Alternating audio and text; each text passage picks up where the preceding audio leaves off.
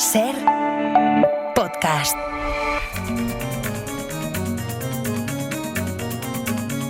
Hoy por Hoy Magazine.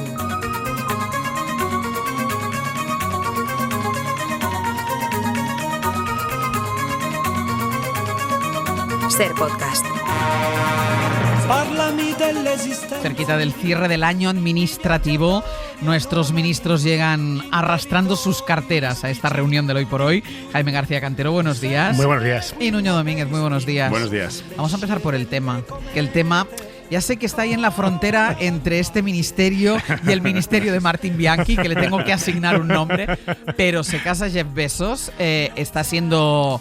ha abierto toda una polémica en Venecia porque tiene numerosísimos ángulos desde que verlo, pero lo que parece que a él no le preocupa su coste reputacional. En lugar de hacer una boda discreta en las montañas de Montana, me estoy imaginando, no, ahí en Venecia... Bueno, yo creo que lo hemos hablado varias veces, yo creo que las grandes tecnológicas y con ellos sus líderes han salido del armario completamente, les da igual molestar y están dispuestísimos a demostrar que son multimillonarios y se lo van a gastar como quieran.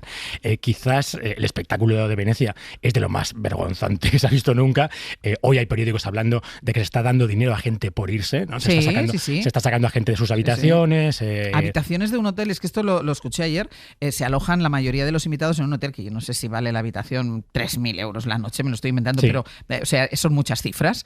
Y pagaban a la gente para que se fuera de ahí. Un hotel de 7 estrellas. ¿No? 7 estrellas. Un hotel de 7 estrellas. ¿Eso qué es? ¿Eso qué es? En el que, claro, cualquiera de los que estaba allí ya era rico, ¿no? Claro. Entonces llega otro más rico que tú a echarte del hotel en el que estás. Y creo que la gente quejándose porque le dan dinero, le pasan a otro hotel, pero no quieren hacerse las maletas. Entonces creo que hay esta gente para hacerte la maleta. O sea, todo llegando a unos límites que roza... Salía mucho más barato ir al típico casino que tiene una réplica de Venecia. Absolutamente. Claro, allí en Las Vegas. En Las Vegas hay uno que tiene góndolas y todo.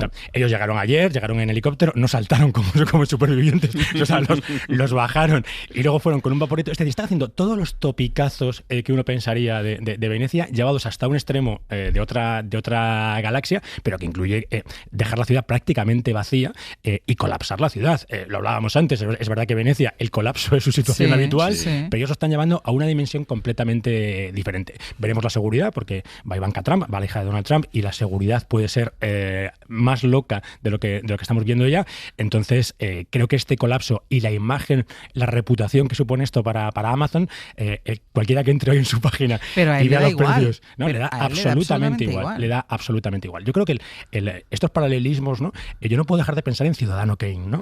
Él se compró un periódico, empieza a venir a Europa a comprar todo tipo de cosas. Espérate que no se compre Venecia. Claro. O que se construya Shangri-La. Que de alguna manera se la compra para 24 horas o 48. Yo estaba pensando, mejor que la haga en Venecia que la haga en Barcelona o en Málaga, que está muy de moda. Sí, pero bueno, porque en Venecia vive gente, que es algo que parece que nos olvidamos habitualmente. Claro. Y si los que vivimos en grandes ciudades, como en Madrid, como en Barcelona, como en Sevilla, como en Bilbao, empezamos a estar un poco saturados de cómo están los centros de las ciudades, imagínate si tú vives en Venecia a la saturación de todos los días, incorpórale la boda de Jeff Bezos. Y si hay límites para esto, ¿no? Claro. Oye, fenomenal. Tú puedes pagarte un hotel, págatelo, haz lo que quieras con él, pero cerrar calles, cerrar plazas... Yo vivo en un barrio en el que muchos de los bares han puesto prohibidas las despedidas de soltero / soltera. A lo mejor habrá que poner prohibidas las bodas de millonarios. Sería maravilloso. Claro. Prohibidos los millonarios en general. Prohibidas los millonarios. Y además, y lo comentábamos antes, Nuño, esto también para el medio ambiente, todos llegarán en jets privados, entiendo que estos son aviones... no me acuerdo cuántos. Pero bueno, aviones para arriba y para abajo. El megayate de Bezos ahí esperando, que también debe echar... El megayate de Bezos, que además tiene pequeños yatecitos, vamos a decir, para acercar a la gente. El billete de los portaaviones de Estados Unidos. Han entrado otras 3 megayates ya. Recordemos que Venecia tiene un problema con sus diques, es decir, que la entrada de barcos en Venecia es especialmente peligrosa, pero les da igual. Lo que pasa es que es el modelo de Venecia. Es una ciudad completamente entregada al turismo. Lamentablemente para los venecianos, que insisto, los hay. En un rato, Nuño, llegan a la Estación Espacial Internacional 4 astronautas de 3 países diferentes, Polonia, Hungría e India. La empresa que les lleva se llama Axiom Space. ¿Cómo se ha organizado esta operación? Bueno, es una misión privada y lo interesante es eso. La comandante es estadounidense, una exastronauta, y llevan al espacio a astronautas de diferentes países. En este caso no son ricos que pagan su billete simplemente para divertirse y ver la Tierra desde el espacio, sino que son astronautas de cada país y cada país paga para que vayan a hacer experimentos propios y de otros países. Por ejemplo, el caso del polaco es una misión apoyada por Polonia y por la Agencia Espacial Europea.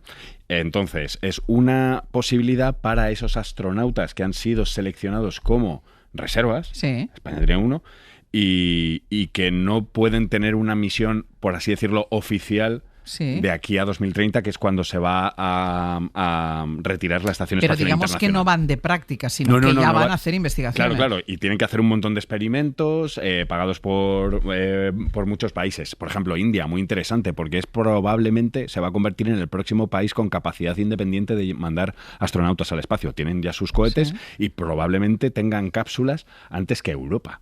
Que eso es algo a resaltar. Y te decía, nosotros tenemos, por ejemplo, una astronauta, Sara García, en la reserva, y esta podría ser una salida para España. Decir, oye... O sea, España podría pagar el billete. Claro, España podría pagar el billete, incluso en colaboración con la ESA, dependiendo de los experimentos que vaya a hacer ella, y mandar a esta astronauta en la reserva al espacio. Y una pregunta, ¿este modelo de negocio, o sea, a quien se paga el billete es una empresa Axiom privada? Es una empresa privada que fundó un empresario de origen iraní. Como que tiene lanzaderas hacia la Estación Espacial Internacional. Bueno, no. Los cohetes y las cápsulas las pone Elon Musk, las pone SpaceX, que es exactamente la misma configuración que utiliza la NASA y la Agencia Espacial Europea para mandar sus a los astronautas. suyos. Es decir, nuestro astronauta oficial irá en una configuración exactamente igual, en una cápsula Dragon y en un Pero lo cohete comercializa SpaceX. esta empresa, Axiom Space. En este caso es Axiom la que paga por el cohete y la que paga por la cápsula, y luego, claro, cobra el asiento a unos 40-50 millones de dólares por asiento. Revende SpaceX, revendes a Elon Musk. Eso o sea, al es. final siempre gana Elon Claro, Musk. pero todo esto es un cambio de modelo en el espacio, Totalmente. porque esta es una de las empresas que probablemente vayan a poner una estación espacial privada. Es decir, vamos a retirar la pública en 2030 y va a haber una privada y van a seguir. Este es su modelo de negocio. Claro. Van a seguir mandando a países que quieren hacer experimentos en el espacio, que quieren decir, oye, me pongo la estrellita de que tengo un astronauta, de que mando un astronauta al espacio. Pues ese es tendrán el modelo lugar aquí. del espacio privado. Voy a hacer una pausa y a la vuelta vamos a seguir hablando de algo que ha ocupado buena parte del abierto, que es ese gasto en defensa del 5%.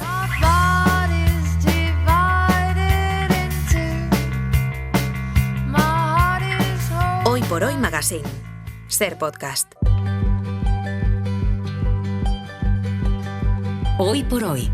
Àngels Barceló. Burn up every cloud above my head, clear the smog and let me rest somewhere.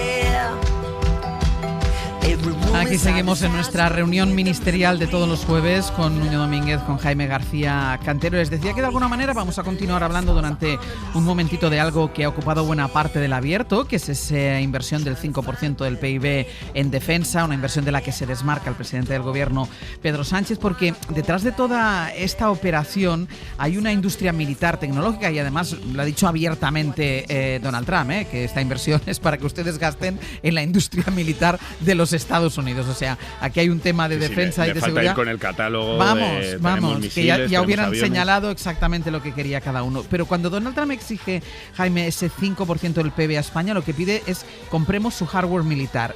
¿Qué productos nos intenta colocar? ¿De qué estamos hablando? Bueno, pues yo creo que estamos viendo el muestrario, no hace falta que lo lleven en ningún sitio, porque lo estamos viendo en Irán, lo estamos viendo en Ucrania. Desgraciadamente, la exhibición de tecnología militar que estamos viendo es alucinante. Hoy estamos viendo carros de combate de nueva generación, estamos viendo misiles ultrasónicos, pero los productos estrella, claramente hoy, tienen que ver con lo digital, ¿no? Tienen que ver con los drones, drones y vehículos autotripulados en general. De momento vemos drones, pero veremos muchas más cosas. En Irán es alucinante porque los dos bandos están utilizando drones, pero a partir de ahí hay un abanico casi infinito de tecnologías destinadas a la defensa.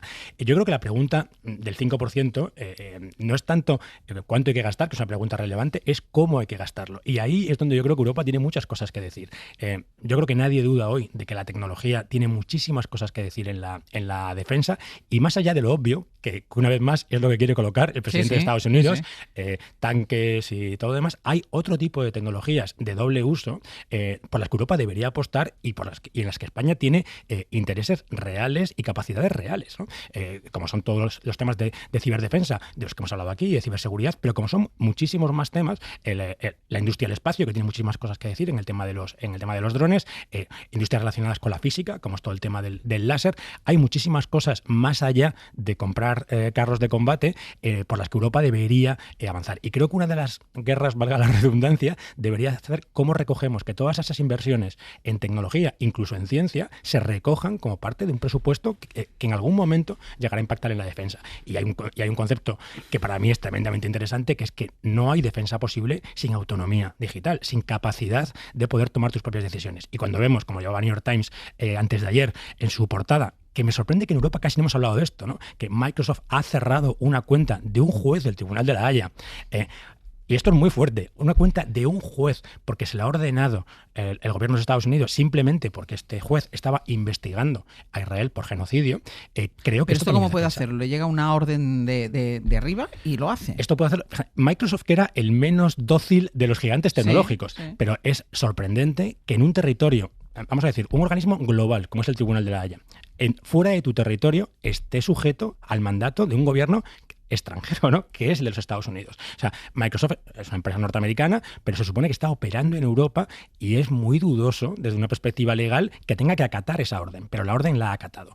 Pensemos la dependencia que tenemos de todos estos gigantes tecnológicos, y si mañana el gobierno de Estados Unidos dice a Microsoft, a Meta, a Google, a Amazon que dejen de dar servicio por lo que ellos crean, ¿a dónde vamos nosotros? ¿Y Europa tiene capacidad para sustituirlos? ¿Para sustituir todas estas grandes pues tecnológicas? Pues este es el tema. Yo creo que capacidades y potencial sí, pero llevamos décadas confiando en el amigo americano, y a lo mejor es el momento de empezar a pensar si el amigo americano sigue siendo el amigo americano, porque este tipo de cosas, este tipo de razonamientos que algunos dirán, es una anécdota, ¿no? Lo del juez es una anécdota, pero una anécdota bastante grave, que una potencia extranjera pueda tomar decisiones de este calado fuera de su territorio.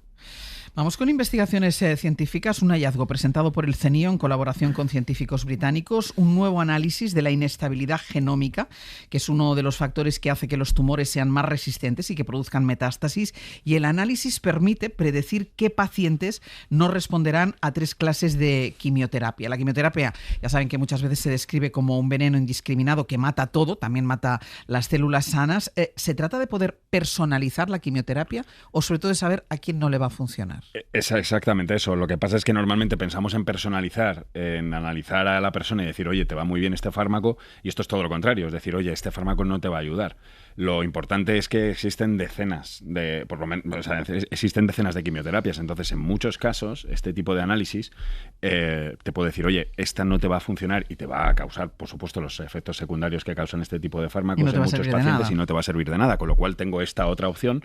Entonces es la forma de personalizar la quimioterapia. Todo esto por ahora es experimental, pero lo han probado en 800 pacientes, tienen una capacidad de predicción bastante buena de a qué pacientes no les va a funcionar, y ahora van a hacer un análisis con miles de pacientes en un hospital de Madrid el 12 de octubre para perfeccionar la herramienta y ver si en unos años se puede usar de forma rutinaria. ¿Qué perfil tienen o qué tipo de pacientes no funciona habitualmente la quimioterapia? Pues realmente depende mucho del tipo de tumor y del tipo de estado en el que esté el paciente, ¿no? Pero si englobando todos los tumores, todos los pacientes, hasta un 50% de los pacientes no se benefician de la quimioterapia y tienes que aplicar otro tipo de tratamiento.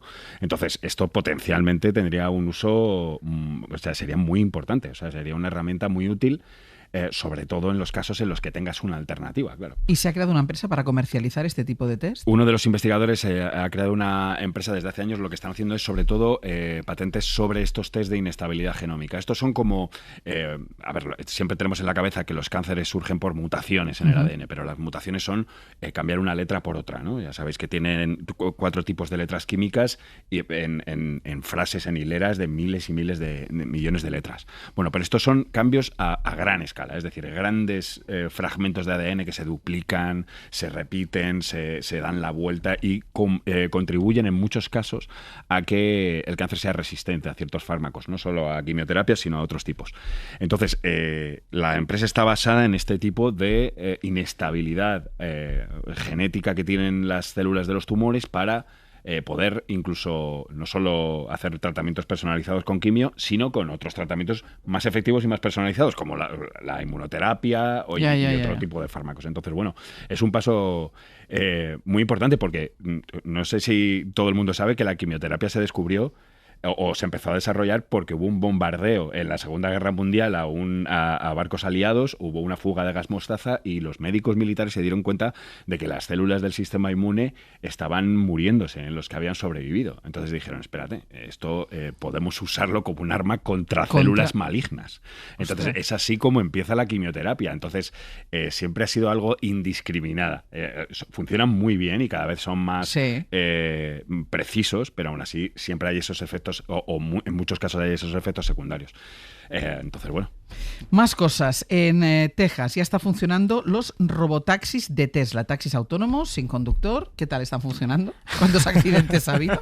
Bueno, lo primero es que son poquísimos coches, sobre todo después de tantos años de anuncios, ¿no? Recordemos cuántos años lleva Elon Musk hablando de los coches autónomos. O sea, parece que lleva toda la vida hablando de coches autónomos. Y hablamos de decenas de coches, muy pocos coches. En Austin, que es una ciudad mucho más pequeña que Los Ángeles o que otras ciudades donde esto se ha aprobado. Y además los coches de Tesla tienen la particularidad de que son autónomos vigilados. Es decir, el conductor tiene que estar de alguna manera pendiente.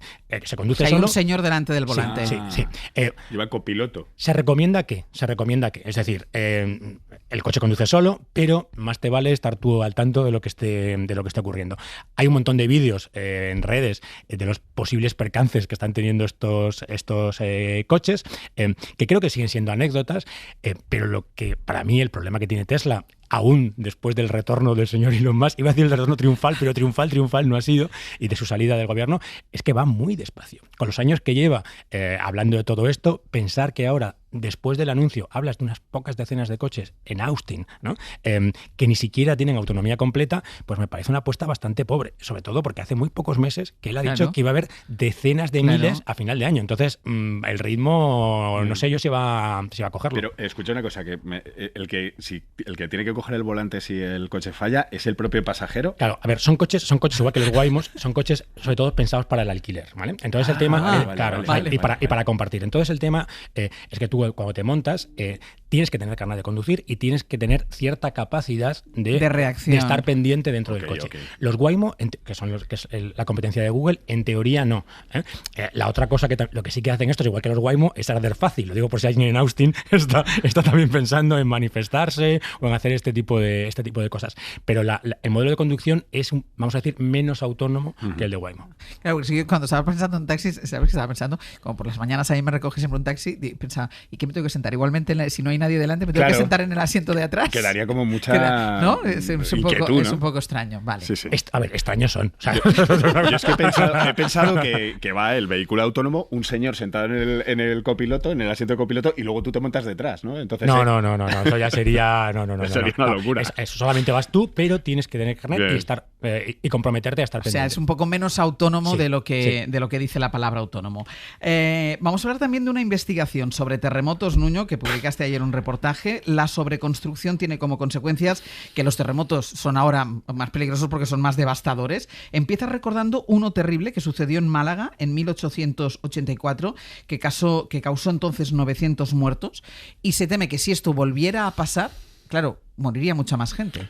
Mucha más gente, porque claro, en concreto en esta zona de Málaga, que yo no conocía que este terremoto, no tenía ni idea de que había pasado, y la verdad es que fue terrible porque sucedió el día de Navidad de noche. Estaba todo el mundo cenando en casa. Y en murieron. 1884. Entonces lo que han hecho un grupo de investigadores del Instituto Geológico y Minero es decir, vamos a ver qué pasaría si este terremoto y otro muy potente que hubo en Torrevieja, que es una zona también de alto riesgo sísmico, dentro de los estándares españoles, ¿qué pasaría ahora? Entonces, si pasa el con el que hemos empezado hablando en 1884, esa zona se ha despoblado, con lo cual no moriría tanta gente porque además no se produciría el día de Navidad, pero el de Torrevieja que causó bastantes víctimas, ahora tendría muchísimas más por el tema de que es una zona que ha multiplicado su población por 5 o por 6, pero es que además en verano o en la temporada alta de turismo multiplica más aún su población. Y hay muchos edificios que se han construido en épocas pasadas de boom urbanístico por el turismo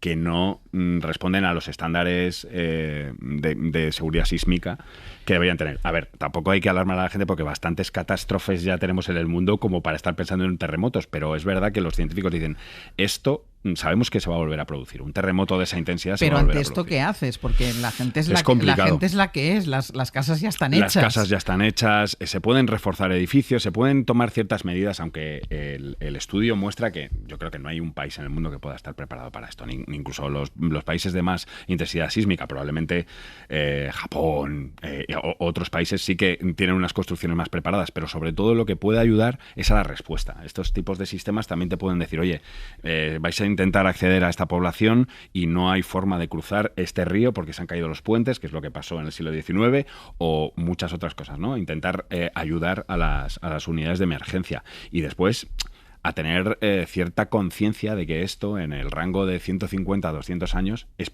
probable que pase. Tuvimos un terremoto relativamente reciente en Lorca, que no fue de estas intensidades, pero ya causó muertos, causó víctimas, y muchos daños materiales. Unos daños materiales tremendos. Sí. Entonces, simplemente es tener presente esto, y estos científicos han colaborado con el gobierno en un nuevo plan para respuesta ante porque además ante esto no es lo mismo que construir en las Ramblas, que dices, si vuelve a haber una riada, porque eso es no construir en las Ramblas, es así de fácil. Esto es otra cosa. Y la precisión que hay ahora, ¿no? Hay un montón de en Barcelona, los Computing Center tienen un proyecto de cálculos de resiliencia en el que puedes ver a muchos años cuál es el riesgo de construir un sitio determinado. El tema es justamente esta, ¿no? ¿Qué medidas tomas para esto? Es un poco el efecto Cassandra, ¿no? Sabes que esto va a pasar, pero con lo ¿qué que haces? ya está, claro. Con lo que ya está construido es muy difícil. Lo último, hackers contra la televisión pública sueca. ¿Qué ha pasado? Bueno, esto es un ataque que aquí yo creo que en España nos ha contado mucho, un ataque no solamente a la televisión sueca como símbolo, ¿no? de Suecia, sino muchísimas instituciones suecas que fueron paralizadas por estos hackers hace unas pocas semanas y que yo creo que vuelven a introducirnos en el debate de que estos ataques le pueden ocurrir a cualquiera. Suecia es un país tremendamente desarrollado, con una tecnología absolutamente de vanguardia, es verdad que muy cerca del frente enemigo, vamos a decirlo, y que ha tenido muy serios problemas, tanto que llegó al Congreso y el primer ministro fue el encargado de contar esto a la ciudadanía, porque fue un problema muy serio. Y creo que vuelve a abrir el debate con el que empezábamos de cómo gastamos en tecnología y si a lo mejor en vez de comprarle tanques y bombarderos al señor Donald Trump, defensa. hay que cuando hablamos de invertir en defensa, esto es defensa. Por supuesto que es defensa. Nuño, Jaime, hasta la semana que viene. Hasta la semana que viene. Adiós.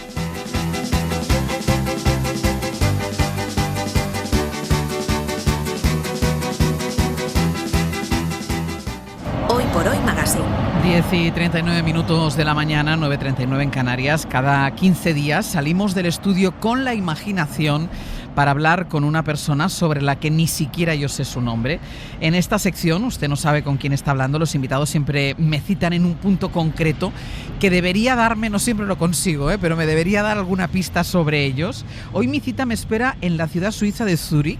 He llegado a la estación de Polybahn, un funicular histórico que sigue en marcha 136 años después de su inauguración, y junto a uno de los vagones de este funicular, un vagón rojo, me espera alguien a quien voy a saludar. Hola, ¿qué tal? Muy buenos días, ¿cómo estás? Hola, buenos días, Ángels. Es un lugar muy curioso que yo no conocía. ¿Este funicular llega muy lejos? Fíjate, el recorrido es corto, en realidad son solo 176 metros, pero el desnivel que salvamos es de casi 41 metros, ¿no? Entonces nos ahorra un esfuerzo y además el recorrido y la experiencia son fantásticos, como siempre. 41 metros que si no de desnivel que tendríamos que hacerlos andando, si no. Correcto. ¿Qué conexión tienes tú con este lugar? ¿Es un funicular que utilizas habitualmente?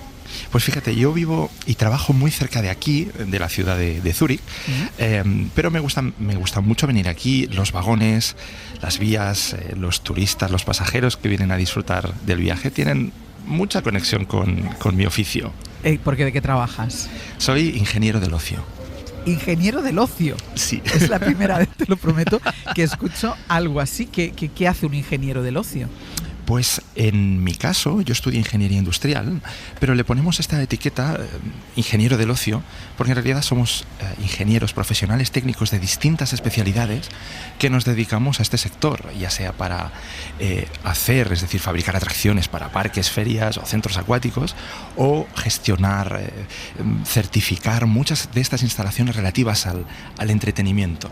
Bueno, entonces me parece, porque a mí las ingenierías, yo que soy tan de letras, a mí siempre me ha parecido algo así como un poco serio, un poco aburrido. Claro, lo tuyo es mucho más divertido. Es una de las aplicaciones fantásticas y maravillosas que tiene las profesiones técnicas, como muchas otras, hay otras que son fantásticas. ¿Cómo te llamas? Óscar. Óscar Alcarrista. Óscar, ¿qué tal? Muy buenos días. Buenos días. ¿Cómo acaba uno haciendo de ingeniero del ocio? Porque tú me decías que eras ingeniero industrial, ¿no? Correcto, sí. Entonces, ¿cómo acabas haciendo de ingeniero del ocio? Yo creo que, repito, hablo de mi caso, no quiero hablar del caso de todo el mundo. En mi caso es puramente vocacional, en el sentido de que se despertó mi vocación técnica gracias a las visitas con mis padres y mis abuelos a un centro de ocio muy conocido en la costa de Tarragona. En Portaventura, vaya. Correcto, sí, bueno. Quiero ser prudente siempre. No. Y de hecho yo tenía 5 o 6 años cuando incluso pude visitar las obras, y fue ver todo aquel mundo, no solamente las atracciones, por lo tanto la parte técnica, sino también la parte de espectáculos. Todo aquello me llamaba tanto la atención, y yo creo que todos en algún momento hemos descubierto nuestra vocación. Yo quiero pensar que aquello fue mi despertar, digamos, técnico, ¿no? Entonces, o sea, tú buscaste qué tenías que hacerte, o sea, en qué tenías que convertirte para poder trabajar o para poder pensar o poder idear un parque de atracciones. De alguna manera sí. Entonces, como lamentablemente no hay una especialidad específica, sí, claro, como por ejemplo la ingeniería aeronáutica, sí, o la de puentes, ¿no? Entonces, yo estudié ingeniería industrial, que es una carrera extremadamente general y generalista, en el buen sentido de la palabra, porque tocas un montón de ramas distintas, en las que quizás alguna de ellas tenía algo que ver con este tipo de instalaciones. Y al final una atracción es una máquina, y la máquina tiene una parte mecánica, tiene una parte de control, eléctrica, etcétera, ¿no? Entonces yo creo que fue una buena decisión. ¿Y sois muchos los que os dedicáis a esto en el mundo, o sois muy buscados? Fíjate, yo creo que no hay muchos, pero en el sentido de que hay dos motivos, básicamente. La primera y la más evidente, que hay pocas empresas en el mundo que se dediquen a fabricar atracciones, ¿de acuerdo? Sí. Y la otra es porque hay pocos ingenieros, digamos, con esta formación transversal, o vamos a decir especializada en instalaciones del ocio, que trabajen a tiempo completo, ¿de acuerdo? Entonces, la ventaja en este caso es que para trabajar de esto no necesitas tener una acreditación específica de ingeniero del ocio, porque no existe todavía. Sí. Quizás en un futuro sí, ojalá. Pero sí es cierto que hay mucha gente que se dedica de manera o bien accidental o esporádica, ¿no? Pero gente que nos dediquemos a 100% siempre en instalaciones de este tipo, pues entiendo que hay bastante menos gente. Sí. Ahora te preguntaré cómo se hace una montaña rusa o alguna de estas atracciones que te quitan el sentido, pero sí. ¿Tú tienes que probarlas antes de entregarlas? Te sorprenderá. En este caso, repito, hablamos, yo formo parte de un fabricante, sí, y en este fabricante, como es una máquina, hemos dicho, ¿no?, que tiene muchas partes, muchos componentes, yo tengo un rol, cumplo determinadas tareas, pero curiosamente os sorprenderéis que en realidad las personas que pueden estar más detrás del diseño pueden no ser los primeros que se suban, por un motivo muy simple, porque antes de que se suba cualquier humano a la atracción, se les hacen unos test con unos acelerómetros, que son unos aparatitos, sí, que te dan los valores de las fuerzas Gs que existen en el recorrido, y eso se compara con los resultados teóricos que se han hecho durante digamos, el proceso de diseño, ¿no? Y evidentemente siempre coincide, evidentemente, ¿no? Entonces, cuando coincide y hay esa, digamos, confirmación y certificación de que la atracción es evidentemente segura, entonces ya puede subirse gente.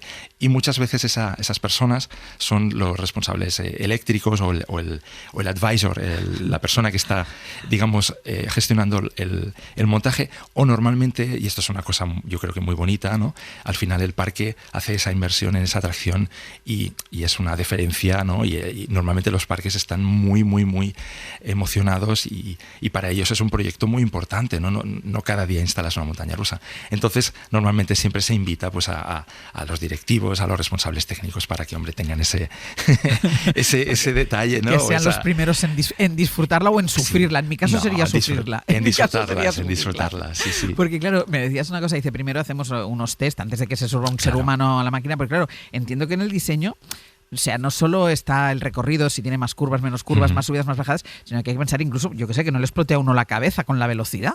Claro, mira, en este caso realmente lo tenemos muy fácil porque no empezamos de cero, es decir, esto no es un papel en blanco en el que hay que empezar a inventar cosas, ¿no? Nosotros nos basamos, como en Europa, y eso es una garantía normativa que tenemos, nos basamos en unas normativas, ¿de acuerdo? Sí. En este caso estas normativas son europeas, curiosamente no de obligado cumplimiento en España, es una situación curiosa, pero en cualquier caso quien se dedica a este sector, que es un sector que ofrece unos productos, o sea, en este caso unas atracciones de una calidad muy alta, empiezas por la normativa y esta normativa te dice, pues como por ejemplo el código técnico para alguien que quiera construir una casa, no te inventas qué dimensiones tiene la puerta o qué altura tiene la barandilla, sí, ¿no? Hay unos estándares. Correcto, ¿no? Entonces, en el caso del código técnico es súper estricto, es decir, que el rango o ese espacio a la creatividad y a la invención de nuevas cosas es bastante más limitado y aún así vemos edificios de todo tipo, etcétera. Sí. Pues con las atracciones pasa lo mismo. Esta normativa europea lo que cubre es un texto general, pero con muchas directrices, que cubre todo lo que se define como atracción, y eso entra desde una montaña rusa enorme, estas que tenemos en la mente, como una atracción pequeña de feria que está en un parque o en un centro comercial que va con una moneda, ¿no? Es decir, imaginaros la gente que ha escrito esto, el trabajo que hay para ese rango tan grande de cosas, poder, digamos, generar un contenido que todos los técnicos vamos a él para diseñar. Entonces, las aceleraciones y las velocidades, todo está en esa normativa. Y entonces entiendo que son igual de seguras, que uno siempre tiene la sensación que en un parque temático, un parque de atracciones, está todo como más asegurado, y un parque y una feria menos, no, todas tienen, a no ser que haya algún fallo, que puede haberlo, entiendo, todas tienen el mismo rango de seguridad. Todas las atracciones que se han diseñado bajo esa normativa tienen que cumplir los parámetros de seguridad. Es decir, no puedo responder la pregunta para las que no lo han sido. Sí. Es muy simple, o sea, en realidad es muy sencillo, Ajá.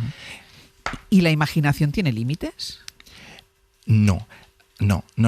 O sea, realmente fijaros que sí que es cierto que te he comentado, ¿no? No empezamos con una página en blanco en lo que es la base, la estructura, cómo tiene que ser, qué medidas de seguridad tiene que haber, qué bloques, etcétera, pero a partir de allí, ese espacio a la creatividad, yo creo que es incluso muchísimo más grande que, por ejemplo, el que les permiten a los...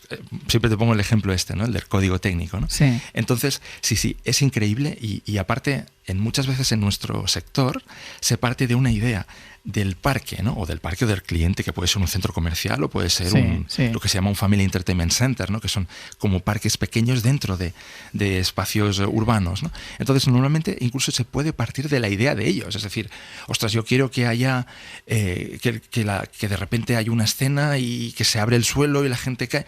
Entonces partimos de esa idea e intentamos adaptar, en este caso nosotros como fabricantes, alguna cosa parecida y la adaptamos a lo suyo, pero muchas veces todo es hecho a medida, pero claro, a la hora de diseñarlo, evidentemente nos basamos en... Pero hay alguien, yo que soy muy de PortAventura por la proximidad geográfica, Claro. Bueno, yo no soy muy de parque de atracciones porque me dan miedo las atracciones, yo no he subido a ningún sitio, pero es verdad que cuando abrió PortAventura el Dragon Khan era lo más y de golpe y porrazo apareció la caída libre. Entonces hay alguien que un día piensa, ostras, vamos a hacer una atracción que la gente caiga.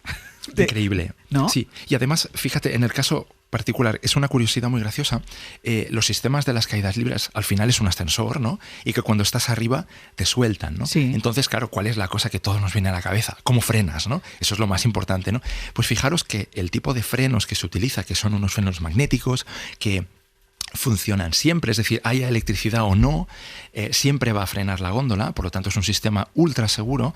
Esa tecnología precisamente viene de otras industrias. O sea que al final el sector del ocio, y esta es la verdad, es decir, no es un sector tan potente o tan avanzado como por ejemplo cualquier otro sector industrial, aeromodelístico, aéreo o de ferrocarril, ¿no? Sí. Es decir, al final nosotros adaptamos las mejoras que los demás han ido aplicando y decimos, ostras, yo esto lo podría aplicar a esta otra aplicación que la nuestra es pues muy divertida, ¿no? O sea, es así realmente. Y hay mucha diferencia, estoy pensando en la caída libre, hay mucha diferencia en caer de unos metros o de unos metros más arriba, porque es verdad que hay como una especie de competición de la caída libre más alta de España, del mundo. Sí.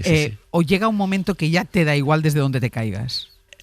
Sí, hay una limitación. Evidentemente no es lo mismo una estructura de 150 metros que una de 60, ¿no? Necesitas, unos cálculos distintos, una cimentación distinta. En el caso de las caídas libres, sí que hay unos ciertos límites. Bueno, hay límites en todo, también en las montañas rusas, ¿no? Pero fíjate que es muy curioso que nosotros siempre pensamos en las grandes atracciones, ¿no? Como, ostras, lo que más lleva al límite a los humanos, ¿no? Sí. Pero curiosamente yo lo que considero que es lo más, en inglés es challenging, ¿no? Lo que da más trabajo y es un reto, precisamente son las atracciones infantiles. Porque en las atracciones adultas nosotros nos movemos en un amplio espectro que nos permiten las normativas, vamos a decir, desde las máximas fuerzas, ¿no? Por lo tanto hay muchísimo más rango de movimiento y tienes mucho más margen, digamos, ¿no? Para poder jugar con el pasajero. Sin embargo, en una atracción infantil, esos límites los vas a bajar mucho, porque lo primero, si la atracción no gusta al niño y el niño es completamente blanco, te va a decir si le gusta o no le gusta. Sí. Y si no le gusta, no se va a querer subir. Y luego, por tanto, si no se quiere subir el niño, es una atracción que no va a tener éxito y por lo tanto que ningún parque va a querer, ¿no? Entonces, llegar a ajustar, de dar una sensación física sin llegar a unos límites que no están escritos, que son las sensaciones de los niños, yo creo que eso es una de las cosas más curiosas que hay. Qué bueno. Yo siempre hubiera pensado que era más complicada la de los adultos. ¿Hay algún parque de atracciones que tenga o algún país que tenga las más brutales, esas que dices, esto es tremendo? Bueno, en este caso hay ahora mismo, tradicionalmente ha estado Estados Unidos, un mercado con parques, con un público enorme. Entonces, Estados Unidos, que ya es muy de jugar con el marketing, siempre ha intentado buscar la más alta, la más rápida, etc. ¿no? Pero desde hace unos años hay otro mercado que está completamente de cero y por lo tanto está creándose de cero, que es en el Medio Oriente, ¿no? Teníamos la parte de Dubái y ahora estamos en Arabia Saudí, donde se están creando unos parques que son, a la imaginación nuestra, es espectacular porque es una cosa en medio de unas ubicaciones pues muy complejas, ¿no? Sí. De repente, pues ahora están construyendo la montaña rusa más alta, más larga y más rápida del mundo. Entonces, digamos que son como varias potencias, ¿no? Que están intentando atraer al público a través de este tipo de máquinas. Y ya no como ingeniero, como usuario, ¿tú te subes? ¿Eres de subirte a las atracciones? ¿O te interesa más el mecanismo que subirse luego en ellas? Mira, esto no, ahora que hablamos tú y yo, que no nos escucha nadie. No nos escucha nadie. Sí, es decir, yo me tengo que subir a todo, por supuesto, pero yo tengo mis preferencias y sí es cierto que conforme me he hecho mayor, me mareo bastante cuando las atracciones giran. Entonces a mí todo lo que es lineal, caídas libres, montañas rusas, todo bien. En el momento en que giran, quizá lo empiezo a pasar un poquito mal. Sí, no te lo voy a negar. Yo, para que te hagas una idea, Óscar, soy la que aguanto siempre las chaquetas a los pies de las atracciones. Las chaquetas y los bolsos. Ha sido un gusto, Óscar, hablar contigo de verdad y conocer este mundo. Un beso grande. Gracias. Muchísimas gracias. Un abrazo. Hasta luego.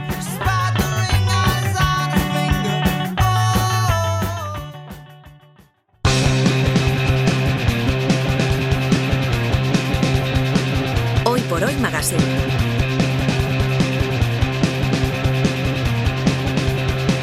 Ser Podcast. Hoy queremos dedicar la clase de lengua a la edad porque ayer se presentó en Madrid una iniciativa de la Fundación Grandes Amigos que nos invita a pensar sobre la forma en la que los anuncios de cosmética hablan de la edad, del envejecimiento, de cómo revertirlo. Entonces nos preguntamos, ¿la lengua con que se anuncia la belleza es de alguna forma una lengua discriminatoria? Lola Pons, ¿qué tal? Muy buenos días. Buenos días, Ángels. ¿En qué consiste esta campaña sobre lenguaje de la cosmética y discriminación por edad? Es una campaña muy interesante que llama la atención sobre la forma en que la industria cosmética, claro, a través de los anuncios, habla del envejecimiento. O sea, nos invita a pensar sobre expresiones como revertir la edad, antiedad, antienvejecimiento. Y también insisten mucho en que los cosméticos se testan sin crueldad animal, ¿no? Y eso se pone en pegatinas y tal, pero que en cambio son muy crueles lingüísticamente porque fomentan el edadismo. O sea, se nos dice que son más crueles con la edad de la persona que con los animales que puedan haber estado implicados. El spot lo protagoniza Ana Torrent. Ahora podemos combatir el envejecimiento sin crueldad, con productos antiflacidez, antibolsas, antiojeras, antipérdida de firmeza, todo antiedad. Porque cumplir años no está bien visto, ¿verdad? Claro, y la palabra en torno a la que gira la campaña es edadismo. ¿Qué nos dices de esta palabra? El edadismo es la razón de discriminación por edad, o sea, discriminar a alguien por su edad.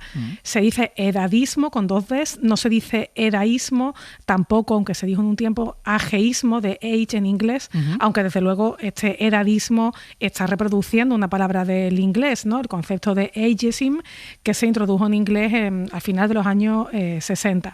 Entonces tenemos en edadismo, claro, la palabra edad y el sufijo ismo, que en español se utiliza tanto para ideología como para prejuicios, o sea, ese es el ismo que vemos en sexismo o machismo o racismo. Esta es una palabra, edadismo, que ha llegado al léxico general del español y de hecho está en los diccionarios de la RAE desde el año 2022. ¿Y estás de acuerdo con la idea de esta campaña de que el lenguaje de la industria cosmética puede ser cruel, puede ser edadista? Mira, la campaña insiste mucho en esa contradicción que supone hablar de antiedad y de hecho a mí me ha hecho pensar sobre esta forma, antiedad. El prefijo anti en español designa o precede a lo que queremos cancelar, ¿no? Lo que queremos reducir, pues una pintura antihumedad, una ley anticorrupción. En ese sentido, el envejecimiento verdaderamente no se puede cancelar, bueno, a menos que te mueras, eso no lo quiere nadie, ¿no? Y tampoco se puede revertir en estos momentos. Es cierto que existen, digamos, cremas antiarrugas, antibolsas, antimanchas, antiacné, que podrán reducir, imagino, esos síntomas. Pero la cuestión de la antiedad me parece más complicado, porque la edad, como digo, no se puede revertir ni cancelar. Sí que estoy de acuerdo en que ese lenguaje retrata una idea de belleza muy artificial, pero no pensemos solo en la lengua, ¿no? En lo verbal, también en el lenguaje visual. Esto se ha dicho mucho, pero que salgan imágenes de venta de cremas antiarrugas que anuncian muchachas de 20 años. Sí. O anticelulíticas, alguien que nunca ha tenido celulitis. Claro, o cremas efecto lifting por alguien que ve visiblemente que se ha hecho un lifting, ¿no? O sea, que tiene la cara muy bien, pero que no es por la crema. Bueno, pues hay muchos elementos que quizás nos están engañando, ¿no? No solo la lengua. Pero yo sí aplaudo a que se nos invite a reflexionar sobre cómo hablamos de nuestro aspecto. ¿Sí? Hay edadismo en nuestra discriminación a las personas mayores, pero Lola, más allá de la industria cosmética, ¿lo hay en la lengua? Lo hay manifiesto en muchísimas formas. Pienso en algunos casos como, por ejemplo, llamar abuelo a una persona que no es tu abuelo. Por ejemplo, ¿no? Que eso se ha hecho y a mí me molesta muchísimo y a mi abuela recuerdo que también le molestaba muchísimo. La infantilización también de las personas mayores, que a veces ocurre en el ámbito de la salud. O sea, que una persona que está trabajando se llama don Francisco, pero se jubila y lo empiezan a llamar Francisquito. Esto no puede ser. Algo también muy reciente que he detectado, el uso del adjetivo geriátrico como algo despectivo. Cuando la medicina geriátrica es una rama de medicina que necesitamos, la que se dedica al tratamiento y los cuidados de la gente mayor. Entonces, cuando despreciamos un bar, decimos, esto es un bar geriátrico, tu indumentaria geriátrica, lo estamos despreciando. O sea, yo veo que hay gente de 50 años que se viste como si tuviera 15 y no los estamos llamando, digamos, pediátricos, ¿no? No despreciemos nada que tenga que ver con el ámbito de la salud. ¿En esto tú crees que hay mala voluntad o hay desconocimiento? Yo creo que en general hay buena voluntad, pero hay mucha torpeza, porque antes tratábamos a los abuelos como una especie de jefe de la tribu al que llamábamos de usted y que parecía que portaba la verdad universal, y no es así, porque las personas mayores aciertan y se equivocan. Quiero decir, como las personas que no son mayores, hemos pasado de eso a convertir al abuelo en el niño nuevo que llega a la familia. Y no podemos hacer eso. Y puede dar lugar a confusiones. Pienso, por ejemplo, en otro elemento del lenguaje que infantiliza, que es cuando pluralizamos para incluirnos en una acción que protagoniza una persona mayor. Por ejemplo, va al médico, tiene que sacar el brazo porque porque le van a inyectar una vacuna y se le dice, vamos a sacar el bracito, vamos a pincharnos la vacuna. Bueno, yo entiendo que pluralizamos porque queremos implicarnos en la acción, pero no hagamos eso con las personas mayores, porque si está bien cognitivamente los estamos infantilizando, y si no está bien, si hay deterioro cognitivo, el paciente entiende que vamos a tomarnos la pastillita, lo implica a él y al cuidador, y eso lo puede inducir a confusión, no es tan simple. Claro, pero a veces, Lola, son cosas muy evidentes, pero en otros casos el edadismo, vamos a decir que es un poco más sutil. Es sutil, pero una cosa importante de las clases de lengua, bueno, las que intentamos dar aquí todos los jueves, las que se dan en los institutos, es que aprendamos a reflexionar críticamente sobre cómo nos hablan.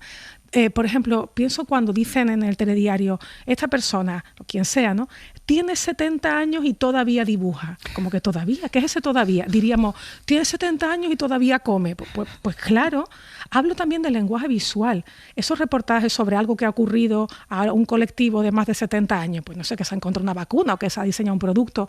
Las imágenes que ilustran esos reportajes son viejos viendo obras, personas mayores dando paseos en el parque.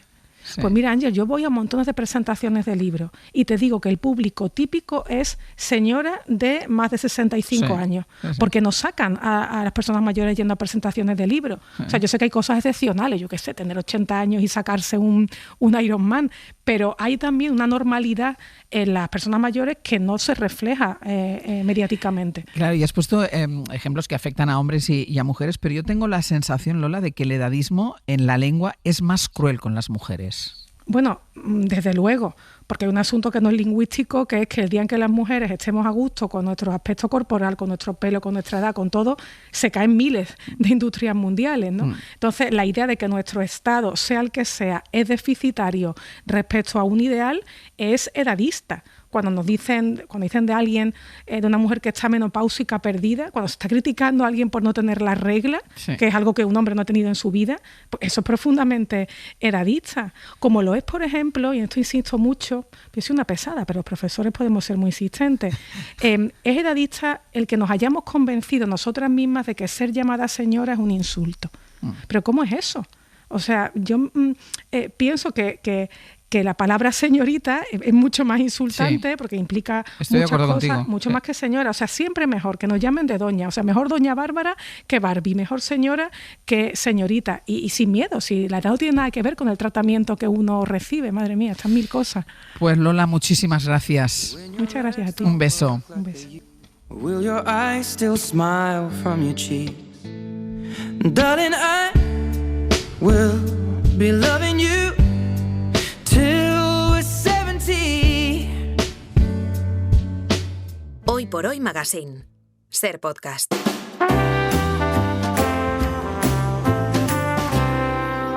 He cometido todos los errores que un hombre de mediana edad puede cometer. He despilfarrado todo mi dinero. He echado de mi vida a todo el que me ha amado. Y últimamente, ni siquiera soporto la cara que veo en el espejo. Mirad, cuando te haces mayor en la vida, hay cosas que se van. Vamos, eso es parte de la vida. Pero solo aprendes eso cuando empiezas a perder esas cosas. Descubres que la vida es cuestión de pulgadas. Así es el fútbol. Porque en cada juego, la vida o el fútbol, el margen de error es muy pequeño. Medio segundo más lento o más rápido y no llegas a pasarla. Medio segundo más lento o más rápido y no llegas a cogerla. Las pulgadas que necesitamos están a nuestro alrededor. En la cadena SER. Eso es lo que va a marcar la puta diferencia entre ganar o perder. Hoy por hoy. Entre vivir o morir. Con Ángeles Barcelona. Hoy la cosa va de pulgadas en la vida y el cine. Cada pequeña decisión, cada detalle puede marcar el guión de la ficción o la realidad. Y el entrenador que nos hace pelear por esas pulgadas cada jueves es el profesor Ocaña. Javier Ocaña, buenos días. Muy buenos días. Lo que escuchábamos es el monólogo de Al Pacino en un domingo cualquiera, que es difícil además de condensar. Sé que te gusta el deporte, pero ¿te gustan las películas de deporte? Me gustan las buenas películas de deporte, como con todo, pero me gusta mucho el deporte. Y no hay muchísimas buenas películas de deporte, pero las hay. Las que hay son excelentes. Moneyball, la gran película de deportes para mí de Bennett Miller, con Brad Pitt también, del que vamos a hablar hoy. Bueno, el cine popular de Evasión y Victoria, muchísimas películas de boxeo, Carros de Fuego, 2 películas del free cinema británico muy chulas, que son El ingenio salvaje sobre el rugby, La soledad del corredor de fondo sobre el atletismo, y una gran película de ajedrez, que es un deporte, En busca de Bobby Fischer, aquella del niño, preciosa. Bueno, pues es que la semana tiene 2 estrenos. Hoy llega a las salas un clásico de la historia del cine y mañana se estrena un clásico como categoría del cine. Una superproducción que nos lleva al mundo del deporte y vamos a empezar por esta. ¿Te gusta ser directo? Como una aguja y sin anestesia. Cuando te miras al espejo, ves a un rudo y atractivo vaquero de la vieja escuela que no acepta órdenes y que va a su bola, ¿eh? Me parece magnífico que Apex dé oportunidades a los mayores. ¿Te preocupa que sea más rápido? Te equivocas si crees que soy un jovencito sumiso que hinca la rodilla ante el veterano. No debería haberte metido en esto.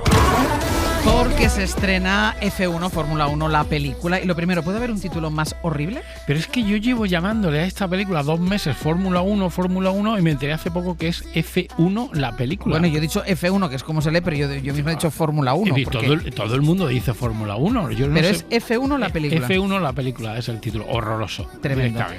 Decíamos que es una superproducción. ¿Esto es bueno? Es una superproducción para lo bueno, creo yo. Es una película, te la califico, es una película muy chula. Chula, y he elegido el adjetivo que creo que mejor le va. Esa cosa de que ahora se está imponiendo también, término anglosajón, de cool. Sí. Es guay. Tiene todos los ingredientes para que al que le interese este tipo de superproducción salga contento. Tiene un sonido y unas imágenes apabullantes. Dirige Joseph Kosinski, es el director de Top Gun, de la última Top Gun. Es un director de cine de acción muy solvente, tiene un gran ritmo, tiene muy buenos protagonistas, tiene todos los ingredientes de una película superproducción solvente. 155 minutos, 2 horas 35 con créditos, que es muchísimo, pero de verdad que a mí no se me hizo nada largo. Han contado con los organizadores del Mundial de Fórmula 1, que es algo básico, creo yo, con todos los pilotos, con todos los equipos, principalmente con Lewis Hamilton, que ejerce, te salen los créditos como uno de los productores y ha sido un poco el asesor de todo para que no metan la pata en nada y que sea todo muy real. Y luego hay un nombre clave que es el de Jerry Bruckheimer. Este es el productor de la película, que tiene 80 años y que es el productor de Top Gun, de la antigua, de toda la saga Piratas del Caribe, de La Roca. Currículum. Es decir, estamos hablando de este tipo de producto. ¿Huele a taquillazo? Huele a taquillazo. Es una película deportiva. Quizá eso aleje a los que no les guste demasiado la competición. Si no te gusta la competición, digamos, es una competición detrás de otra, es una carrera detrás de la otra. También tiene una historia muy sencilla, pero creo que muy bien contada. Me ha recordado también, y por eso hemos empezado por ahí, por Un domingo cualquiera de Oliver Stone y ese discurso de Al Pacino, a esa película porque abre el abanico a todos los elementos de un equipo deportivo. O sea, no solo el piloto. No solo el piloto. Aquí están los 2 pilotos, que es Brad Pitt y su compañero de equipo. Está la joven estrella, está la vieja leyenda, que es Brad Pitt, está el jefe del equipo, que es Javier Bardem, está la ingeniera jefe, que tiene una historia de amor con el piloto, están los agentes, están los mecánicos, está el director de carrera, los inversores del equipo, el consejo de administración. Me parece muy interesante abrir el abanico así. Por eso como la asesoría debe haber sido fundamental para saber qué se mueve ahí detrás. Mira, vamos con esos 2 pilotos. ¿Es el otro piloto? Has dicho que era viejo y no es tan viejo. La verdad es que es bien guapo. Pero esta es la madre del piloto joven diciendo una verdad como un templo, que el piloto viejo tenga la edad que tenga, ese es Brad Pitt, es muy guapo. ¿La película es la lucha entre estos dos pilotos? Es curioso porque es la lucha entre estos dos pilotos que en realidad son compañeros, pero es que esto lo vemos en la Fórmula 1. Bueno, Fernando Alonso ha acabado medio peleado con varios de sus compañeros de equipo. Sí. Y hemos visto, yo no soy muy fan de la Fórmula 1, pero bueno, más o menos la sigo. No pocos, dos corredores de un mismo equipo adelantándose entre ellos en una curva y el equipo echándose las manos a la cabeza con los dos fuera de carrera. Bueno, pues esta es una película muy curiosa porque la estructura y el eje narrativo tiene mucho de película del oeste, tiene mucho de western. El personaje de Brad Pitt es un antihéroe del western, que es una variante muy habitual, clásica del oeste, que es el antihéroe, que es un cowboy condenado a vagar, que viene de un lado oscuro durante 30 años, tiene 57 años, hace 30 años que no competía en una carrera, y el personaje de Javier Bardem, que fue un antiguo compañero suyo, lo recupera. Ese cowboy errante condenado a vagar, que llega a un sitio, cambia a todos los personajes para bien, convierte un equipo, que es un equipo de Fórmula 1, eso es muy curioso, porque no es uno de los grandes equipos de Fórmula 1, es uno de los de abajo. Sí. Es algo así como que empiezan a enmerdar todas las carreras como si fuera casi el Getafe de la Fórmula 1, digamos, ¿vale? Y van subiendo. Y entonces es un cowboy condenado a vagar eternamente y probablemente al final de la película tenga que seguir vagando. ¿Y Bardem qué tal está? Bardem está muy bien, yo creo que es ver a Brad Pitt y a Bardem, antiguos compañeros de Fórmula 1, ahora el jefe del equipo, uno va por el otro, ya la secuencia en la que aparecen los dos y se ven después de muchos años es muy bonita, es muy bonita. Bueno, y luego tiene más elementos españoles porque salen muchos pilotos y hay un gag de comedia alrededor de Carlos Sainz como eje, que es muy gracioso, no lo vamos a contar, y luego pues es una historia sobre la amistad y yo creo que cumple con lo que se le pide a una película así. Y también te digo una cosa, se ve que los árabes han puesto dinero porque en la última carrera es en el circuito de Abu Dhabi y la presencia de los jeques en el último momento es casi exagerada. Ahí hay pasta. Ahí hay pasta puesta y se nota. Mira, hay una cosa que yo creo que es cierta, que es que coches y cine siempre se han llevado bien. Atención, por favor. Se ha producido un accidente. Esto nos lleva a repasar algunas otras películas con el automovilismo como protagonista. Ha habido bastantes de automovilismo, bastantes menos de Fórmula 1, que son distintas. Sí. Bueno, es el deporte en general y luego la categoría de la Fórmula 1. A mí la que más me gusta y me parece la más importante es Grand Prix, de John Frankenheimer. Frankenheimer es un gran director de cine americano de los años 60 y 70, el director de Seconds, de Plan Diabólico y de muchas películas políticas. Luego está Días de Trueno con Tom Cruise y Nicole Kidman, que era la fórmula NASCAR. Luego también está Las 24 horas de Le Mans con Steve McQueen. Si te fijas, todos son hombres muy guapos. O sea, muy guapos todos. Steve McQueen, Brad Pitt. Yo recuerdo mucho esa película. Por favor. O sea, y luego está Rush, que era la película sobre la lucha entre Niki Lauda y James Hunt. Yo me acuerdo de pequeño la fascinación que ejercía Niki Lauda, que era un hombre que corría y tú le veías todas las cicatrices de haberse quemado en un accidente anterior y tiene un historión detrás. Luego de las últimas, Ford Ferrari Le Mans 66 de James Mangold, que es el director de la película sobre Bob Dylan de hace unos meses, que es un gran director y era una película entretenidísima. Y aún posterior, Ferrari, película de Michael Mann, en la que salía Penélope Cruz, sobre el magnate Ferrari. Y luego, aparte de todas estas ficciones, hay un gran documental que es Senna, sobre Ayrton Senna, que fíjate la historia que tiene Senna detrás, de un gran documentalista, Asif Kapadia, película de 2010.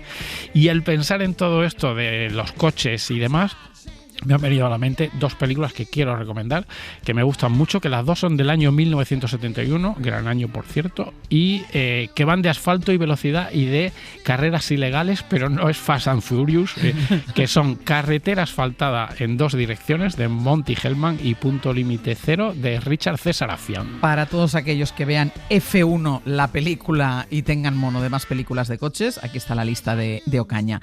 Y vamos a la otra película de la que queremos hablar hoy, que podría haber pedido cualquier oyente, porque hoy vamos a hablar, y es un estreno en cines, de La Quimera del Oro, de Charles Chaplin.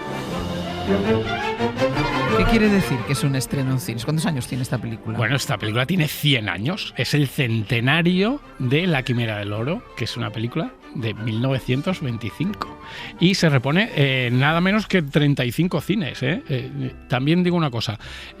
Por favor, que vayan al cine si pueden, pero si están en un pueblo lejos del cine o no la ponen en su ciudad, hay un ciclo en Movistar, que hay un canal Chaplin en Movistar, donde están poniendo muchas películas de Chaplin a partir de este centenario de La Quimera del Oro, y está La Quimera del Oro y es la misma copia restaurada que se puede ver en cines, sí. ¿Y de qué va La Quimera del Oro para aquellos que no la conozcan? La Quimera del Oro va un poco de la fiebre del oro, es decir, Alaska a principios de siglo, gente con mucha hambre en busca de fortuna, y una fuerte tormenta de nieve lleva a 3 personajes a una cabaña, y a partir de esa cabaña pues hay una historia de amor, una historia de amistad. ¿Tú la has vuelto a ver ahora? Sí, la vi el otro día. Tiene 100 años la película. ¿Y cómo resiste? Es increíble cómo resiste en el sentido siguiente.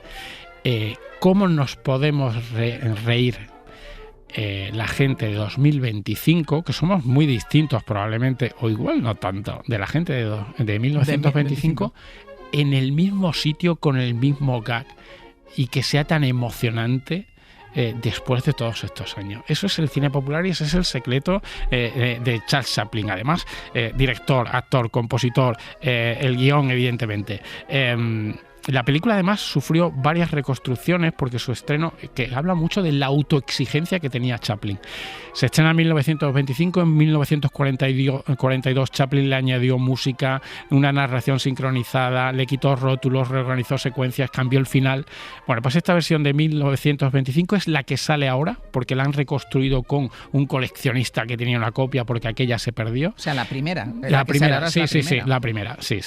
Y nada, es importantísimo Charles Chaplin en la historia. Pero en este caso es tan importante esta película por la sátira social que incluye, por ser la pionera en el género. En realidad la más pionera en el género es El Chico, que es de 1921, de 4 años antes. Hasta El Chico, lo que era una comedia era comedia, y lo que era un drama era drama. Y el chico de Charles Chaplin se atreve a convertir algo en una comedia dramática, que haya emoción, le quitaban al niño, y que haya risas. Sí. Pues La Quimera del Oro es exactamente igual, porque hay una historia de amor muy triste que al final, converge en un sitio más apasionante, pero es una historia de amor bastante triste, y lo que hace es la gran gestualidad que tenía Charlotte, el talento para emocionar, la pantomima, la coreografía de los gags, que es apasionante. Pues yo creo que es cine para el pueblo, sobre el pueblo, para chicos y para grandes. Cine sin apenas referencias, porque ten en cuenta una cosa, estaban construyendo un arte y estaban construyendo una industria al mismo tiempo, sin tener referentes anteriores, porque estaban empezando. Es una creatividad mayúscula, y esa autoexigencia de Chaplin dice mucho también de él. Quien no la haya visto, que la vaya a ver. Sí, al quien cine, la haya visto, que la recuerde. Pero incluso quien no la haya visto, seguro que ve imágenes que habrá visto 1000 veces en algún documental, en algún reportaje. 3 imágenes que es un poco imperecedero. Esa imagen de los 2 buscadores de oro muertos de hambre comiéndose una bota exquisita cocinada en el fuego. Un momento de Chaplin haciendo bailar unos bollitos de pan cogidos con unos tenedores, y una casa colgada de un desfiladero. 3 imágenes que después de 100 años son muy reconocibles y que son una maravilla. Por eso yo creo que son imágenes que, aunque no hayan visto la película, seguro que las tienen en la cabeza. Pues F1, la película. Me gusta más el título de La Quimera del Oro. La Quimera del Oro, y vamos a llamarle Fórmula 1. Fórmula 1, la película. Hasta la semana que viene. Gracias a Dios. I got married in Tennessee. I got a blue-eyed girl who thinks the world of me. We got a cabin in the country and a creek that rolls nearby and a dog that Hoy por Hoy Magazine. Ser podcast. My head is spinning over you. Hoy por Hoy Magazine. I think I'm losing my defenses. And when I'm standing next to you, I feel the failure of my senses. Ser podcast. You keep ya estamos modo fresquito. El jueves pasado ya íbamos tras la pista con las conchas y los bivalvos y hoy nos proponemos meternos en la cocina de al dente y entrar hasta la nevera para dejar claros los básicos de la nevera en verano. Ainhoa Aguirregoitia, buenos días. Buenos días, Ángels, ¿cómo estás? Muy bien, con papel y lápiz. Y hemos dicho a los oyentes a las 10 de la mañana, cuando anunciábamos la sección, que hoy, bueno, después tienen el podcast, y lo pueden escuchar y reescuchar las veces que quieran. Pero si ahora están ahí sentados, que es la hora del segundo café de la mañana, y quieren coger papel y quieren coger bolígrafo y empezar a apuntar, hoy es una sección especialmente de apuntar. Porque vamos a hablar, Ainhoa, de la nevera del verano. ¿Por qué? ¿Es diferente? Hoy voy a ir como una metralleta, Ángels. No. A ver, Ángels, voy a empezar yo con la pregunta. Venga. 7 de agosto. Sí. 8 de la tarde. Sí. Yo te mando un WhatsApp y te digo, Ángels, ¿dónde estás? ¿Estás en Menorca? Sí. ¿Me invitas a cenar? Sí. ¿Qué me haces?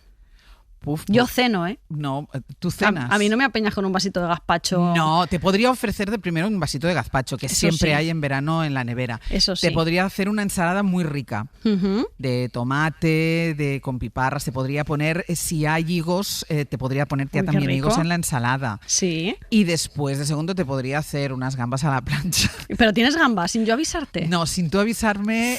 Pero bueno, mira, siempre tengo gambas frescas, congeladas y peladas que podría hacerte, aunque Mira. dicen que por la noche la pasta no es buena, pero podría hacerte una pasta con gambas, por ejemplo. Madre mía, pues cosas peores me habré comido yo por la noche que Pues, pasta. pues, ¿qué te parece? Yo creo Me que parece saldrías delicioso. apañada de mi casa. Sí, saldría apañada. Yo llevo el cava. Vale. ¿Vale? Vale. Trato hecho. Vale. Venga, vamos Vamos a ver lío. qué es lo que hay que tener en la nevera A para ver. que si te llama la Ainhoa de turno y te dice, oye, que me paso, y tú dices, ahora esta que le hago yo de comer, vamos a ver qué tenemos que tener en la nevera. A ver, es que parece que hay un afán en verano por tener la nevera repleta de productos frescos. Sí. ¿Verdad? De frutas, verduras, pescados. Yo particularmente con esto tengo un poco de sentimientos encontrados porque yo creo firmemente en esa idea, pero también soy consciente de la realidad que nos rodea. Y veo que hay mucha dejadez a la hora de ir al mercado, de comer fresco, de cocinar algo que dure más de 30 minutos. Esa es una realidad que nos está invadiendo, me guste a mí o no me guste.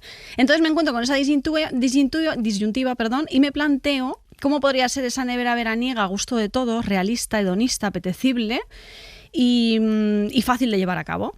Vale. Entonces yo lo que quiero es que la gente llene su nevera o su despensa y que pueda descansar de ir a la compra si esa actividad no le entusiasma demasiado.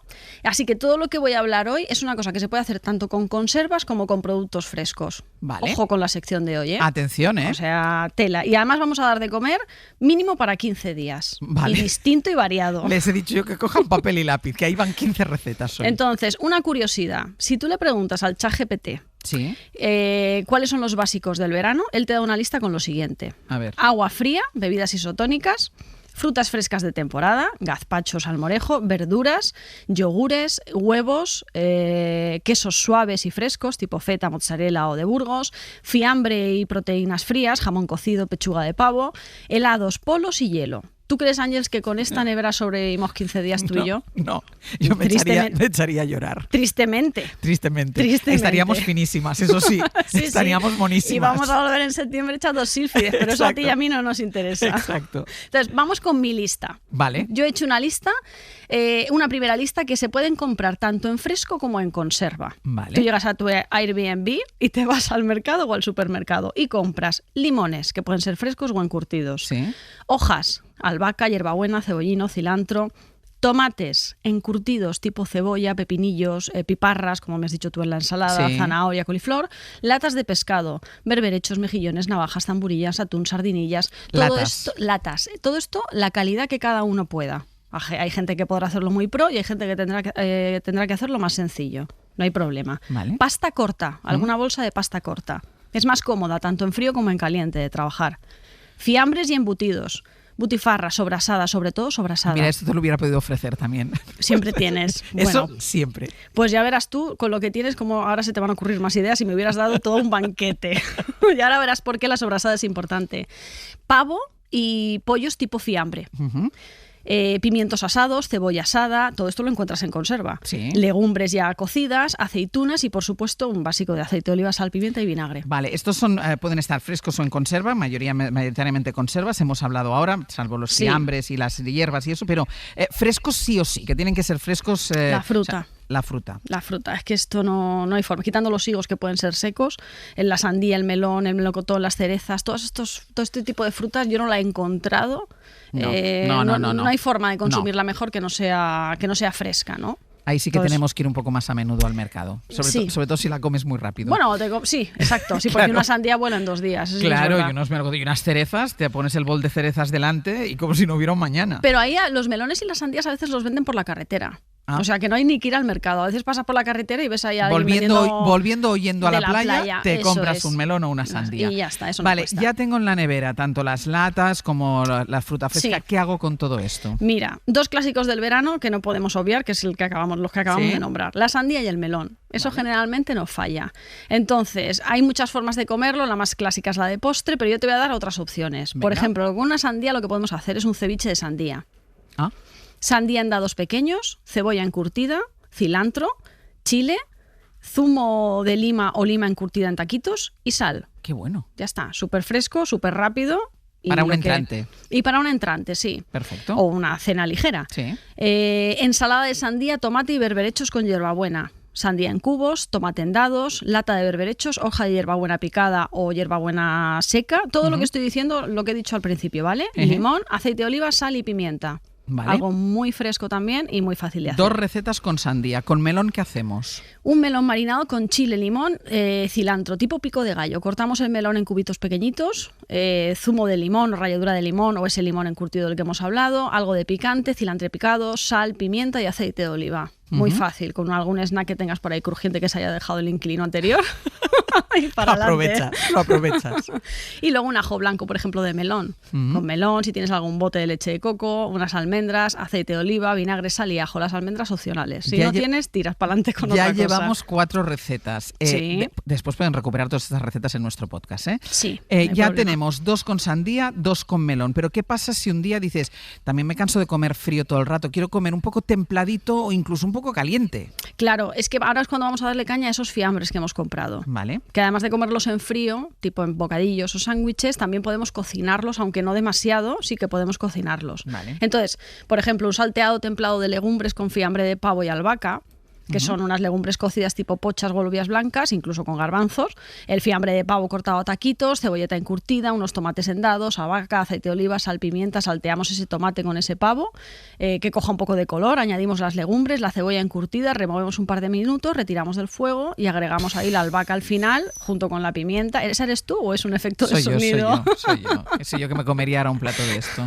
Total. Y si además el inquilino se ha dejado algún ajo por ahí suelto, que a veces esas cosas las suelen dejar los propietarios de, Sí, de sí. las casas, ¿no? Donde Sí. se alquila, dicen, oye, ajo ya tengo. Y dejan ahí la cabeza de ajo, pues coges ahí un ajito, lo salteas también y para adentro. ¿Y esto sería un templadito? Esto es un templado. Luego, por ejemplo, una pasta caliente con mejillones en escabeche, chile, limón y hierbabuena. Con mejillones en escabeche. Sí. Tú A coges una pasta cocida, la cueces, una lata de mejillones. Has dicho que lo- es pasta corta, ¿eh? Sí, yo la prefiero, Vale. por lo que te he dicho, porque es más fácil para comer en frío. A mí es que los espaguetis en frío me da No, mejor siempre. me cuestan mejor un poco. para las ensaladas de pasta o para las pastas así, mejor pasta corta. Exacto. Entonces en una sartén salteamos ligeramente el chile con el aceite del escabeche. Claro, añadimos la pasta, le damos unas vueltas, luego añadimos los mejillones en escabeche y al final pues aliñar con un poco de limón, un poco de hierbabuena y bueno, y toque de pimienta y a comer en Oye, caliente esta o en está fresco. muy bien, ¿eh? Claro, Muy bien. pero Ángels. No, muy bien, muy bien. ¿Qué más Si me he hacemos? hecho 15 programas en uno. es que vamos. Templadito caliente, ¿qué más hacemos? Butifarra. Ah. Que por eso te he dicho importante, la butifarra, la sobrasada. Tener ese tipo de embutidos dura mucho en la nevera. Pero o en el butifarra tipo congelador. fiambre, no butifarra cruda. No, cruda. Cruda, Sí, vale. compramos alguna de esas. Cuando compramos las latas, compramos un poco de Y butifarra. esa la podemos congelar. Esa la podemos congelar, exacto. Ujú. Entonces, butifarra salteada con cebolla asada. Bueno, también sirve alguna butifarra de estas de ou o de estas negras que ya están no, cocidas. o la del perol. También. La butifarra también, del perol que ya también vienen serviría cocidas. aquí. Sí, Pero no que hace les das un falta. toque de sartén y queda rico. Exactamente. Entonces Sí. la salteamos con unas cebollas asadas, unas aceitunas, unas piparras y ya está. Doramos bien la butifarra, añadimos todo lo demás y en el punto en el que nos guste. Es que esto también es una cosa que es todo en una sartén. Es que estoy siendo muy rápida. Todo tardas 15 minutos en hacerlo. Y vamos con la sobrasada. ¿Por qué es importante tener sobrasada en la nevera? Y yo les voy a añadir no solo en verano, también en invierno. Todo el año. Todo el año. Todo el año. Porque mira, la grasa es una grasa que condimenta. porque funde, suelta grasa de cerdo, pimentón, es ideal para saltear y terminar platos. Sí. Es la base de cualquier sofrito, tipo tomate, pisto, incluso para hacer un arroz. Si no tienes salmorreta o tomate en ese momento, o tomate frito, tú añades una cucharada sopera de sobrasada. Sí. Y ojo, aunque la hagas de sepia. Me da igual que la hagas de sepia y luego con caldo de pescado. Si le añades una Pues cucharada mira, ahora me has dado generosa, pie porque yo me lo guardaba para el final. O sea, yo te hago una sepia con sobrasada que está que te riquísima. mueres. Pues mira, ese día no, porque te he pillado sin No, ir al pero mercado, podría tener pero- sepia en el congelador. Podría tener sepia en el congelador también. Eso ¿eh? está, pero es que te he avisado muy pronto, ¿eh? Sí, no me ha dado, Cuidado. o demasiado tarde y no me ha dado tiempo de descongelar la sepia. Exacto, Vale, exacto. vale. Entonces, pero bueno, que la base para un arroz funciona. Vale. Por supuesto con pastas. Y luego aromatiza. Porque Sí. al final, untada, fundida, potencia muchísimo los sabores. Ese pimentón es gloria bendita con la grasa de cerdo. Entonces podemos utilizarla como un ingrediente dentro de una vinagreta para verduras asadas. Fundes un poco de sobrasada con aceite de oliva, un toque de vinagre y lo viertes encima de unas verduras recién asadas al horno, espárragos o incluso alcachofas, y eso está riquísimo. Qué bueno. Luego tenemos una cucharada de sobrasada derretida con un chorro de limón, un poco de vinagre sobre unos garbanzos, unas lentejas o unas alubias. Podemos comerlo tanto en frío como en templado. Riquísimo también. Y Pero- ya por último, dime. No, que te voy a decir, te lo compro. Y si cualquier cosa que lleve sobrasada, te lo compro. Es que voy como una metralleta. Hoy tú me lo comprarías todo, pero no te estoy dando ni tiempo a respirar. Yo creo que ya te has empachado. Entonces, luego, sobre pan tostado. Ya. Esto es un clásico, ¿no? Añades Sí. unos encurtidos, unas piparras, ahí tienes una cena o un desayuno también, un contraste entre ¿Ves? el A mí que me dulce. gusta tanto la sobrasada, lo que no me gusta, que se pone en muchos sitios, es la miel sobre la sobrasada. No la he planteado. No, ya por eso Sí. lo he visto. En cambio, Sí. tú me has hecho la propuesta de poner piparras sobre la Sí. sobrasada, cebolla encurtida, Sí. mejor que la miel. Sí, porque aligera Exacto. un poco. La miel no es que no me guste, pero es como que a veces es demasiado empalagoso. Venga, a mí me gusta más con ácidos. Y nos falta la verdura en esta ecuación, Mira. que sí que es verdad, que ha entrado verdura en algunas de las recetas, pero Sí. así como la verdura más como protagonista. Mira, hay un imprescindible en mi nevera durante el verano, que además del gazpacho del salmorejo, ¿vale? Que es un tupper con verduras asadas. Ujú. Puedes meterle lo que tú quieras. Puedes comprarlas en conserva y hacer tu propia combinación. Pero si tenemos pimiento asado, cebolla, tomate, berenjena dentro de un tupper en la nevera, es una combinación ya de comida en sí misma. Nos lo podemos comer así con aceite de oliva, algún ajito y ya está. Pero luego, por ejemplo, una tosta descalivada con sardinillas. Sí. Te pones esa escalivada, la puedes atemperar un poquito. A mí no me gusta muy, muy fría de nevera. O está a temperatura ambiente o la temperas en una sartén. Tengo a Pedro enganchadísimo hoy al Con técnico. sardinillas o con unas anchoitas encima también. Ah, ¿no? riquísimo, riquísimo. Luego, una pasta con escalivada y sobrasada. Oh. Una ensalada escalivada templada con alubias blancas. Y una de mis favoritas, que esta es buenísima, es un sándwich de escalivada con queso curado a la plancha. Tú coges queso de Mahón, le pones dentro de un pan que te guste, mucha escalivada y con paciencia en una sartén vuelta y vuelta, con una base de mantequilla que si no has comprado, porque en mi lista no está, puedes poner una pizca de Hay que sobrasada, y le vas dando vuelta a ese sándwich. Qué bueno, por Dios. Eso también me lo puedes hacer si quieres, ¿eh? Vamos. Y bueno, yo en nuestra nevera no he contemplado los huevos, pero en el caso de tenerlos también podríamos hacer una tortilla con escalivada, en lugar de una tortilla de patatas. Mira, pues esto no se me ha ocurrido nunca a mí. Pues esto también está muy rico. Luego además puedes desmenuzar una lata de ventresca o de caballa dentro de la escalivada con los huevos, vuelta y vuelta hasta que se cuaje, en el punto que te guste. Es que el verano con los huevos, por eso no los he incluido. Ya. Como está la cosa un poco delicada, pero Ya. bueno. Pero bueno, si vamos con cuidado. Vale. Exacto. Entonces, bueno, para terminar, yo creo que esta es posiblemente de las secciones de Al Dente más circular que hemos hecho. Pero Porque me has dado 14. Primero me has dicho que me darías 15 recetas. me falta una. Ah. La que tengo grabada. Es que todas estas recetas, yo también te voy a decir que luego en verano nos vamos y Ainhoa Singular en Instagram ahí sigue, ¿eh? Claro, Ainhoa Dando el Singular sigue y esta receta que nos dando vas a el dar ahora, callo. yo ya te he visto, que te quería mandar un mensaje que se me ha olvidado. Mira, Brian está espectacular. Yo estaba por pedirte que comercializáramos eso. Vamos a comercializar este gazpacho. Venga, es un Venga. gazpacho de tomate amarillo con piparras, berberechos y lima. Venga. La chorra suena muy bien, pero es una tontería como la copa de un pino. Es todo de Metemos en una conservas, ¿eh? batidora. Todo de conserva, todo. Metemos en una batidora 80 gramos de tomate amarillo en conserva. 80 no, mete 800. Que si 800, si pones perdona. 80 no puedo ir yo a cenar. Yo creo que tengo algo de dislexia, siempre me salto algún cero. Pero me voy a enterar ahora con 40 palos. 50 piparras, No, no, 5 cinco piparras, un trozo pequeño de cebolla, medio pepino, aceite de oliva, un poquito de vinagre y un poco de sal. Todo eso lo trituramos muy bien. Ujú. Si vemos que queda alguna piel, pues lo filtramos para que quede más fino, probamos, rectificamos de lo que nos guste, de vinagre, de aceite, de lo que queramos, ¿vale? Porque yo de eso no doy cantidades porque lo entiendo que se pone mucho al gusto. Sí. Y luego lo que hacemos es que lo metemos en nevera para que se enfríe muy bien. La latita de berberechos la metemos en nevera también. Sí. Y luego a la hora de emplatar cogemos un plato hondo, cubrimos con un poco de ese gazpacho, no demasiado. Y esos berberechos lo que vamos a hacer en un cuenco es condimentarlos con un poquito de limón, un poco de pimienta y los volcamos directamente sobre el gazpacho. Un hilo de aceite de oliva, un toque de pimienta y a comer con cuchara o mejor aún con patatas fritas de bolsa, que eso también es muy de verano. No se van a quejar. 15 recetas, 15 posibilidades con lo que tienen que meter en la nevera este verano. Insisto, lo encontrarán todo en el podcast, en Al Dente, en la sección con Ainhoa Aguirregoitia y esta última receta, además en su perfil de Instagram, en Ainhoa Singular. Ainhoa, muchísimas gracias. Dame un beso. Me lo he ganado. Pero avísame con un poco más de tiempo porque Sí. sacaré la sepia del congelador. Hecho. ¿Vale? Un Venga, beso. un besito, Hasta chao. luego.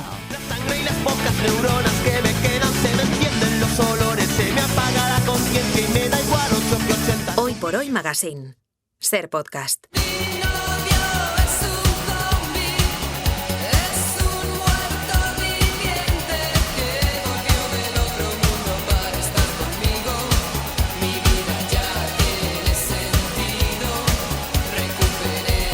A ver, ¿quién tiene un novio zombie? ¿Tú, Tere? Yo tengo un novio, pero no es zombie. A ver, vamos Por a ahora. dejarlo Como claro. sabía que te tocaba hablar a Por ti. ahora. Has dicho, Claro. ¡pumba! ¡Venga! Pum, me toca, pum, la primera. No, es que yo resulta que estos días me estoy quedando en casa de mi chico y por las tardes se me ha olvidado el libro en mi casa.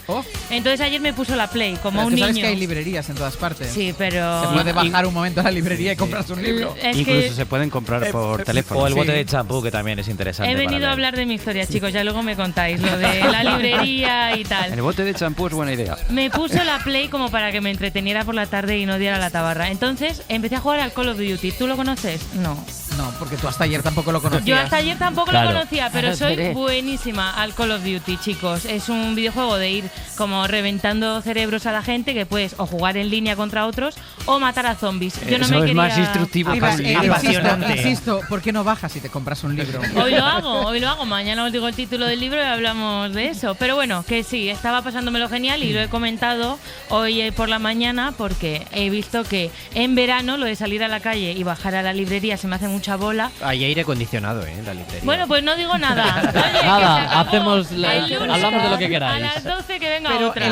el tema es que has descubierto los videojuegos o este videojuego. Los videojuegos en general, ya sabían lo que era obviamente, y este videojuego en concreto, el Call of Duty. Que es Fan. reventar cabezas. Reventar Yo cabezas. nunca fui de videojuegos. Ya la vale, verdad. Estamos buscando nuevos entretenimientos para verano. Yo he contado también que ayer creé un nuevo deporte, ¿Qué es? que es el ping paddle.